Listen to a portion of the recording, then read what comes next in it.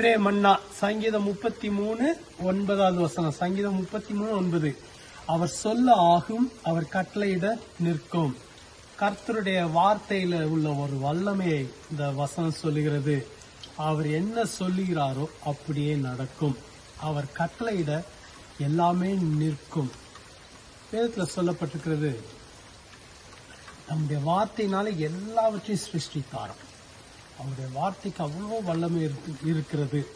வெளிச்சம் உண்டாக கடல் சொன்ன உடனே வெளிச்சம் உண்டாயிற்று. காற்றையும் கடலையும் அதட்டி இறையாதே அமைதலாயிரு என்று சொன்ன அமைதலாயிற்று. உங்களுடைய வாழ்க்கையில இன்றைக்கு அவருடைய வார்த்தையை வல்லமையோடு அனுப்ப விரும்புகிறார். அவருடைய வார்த்தை வல்லமை உள்ளது.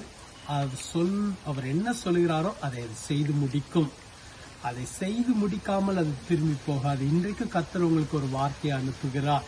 அவர் சொல்ல ஆகும், அவர் கட்டளையிட நிற்கும்.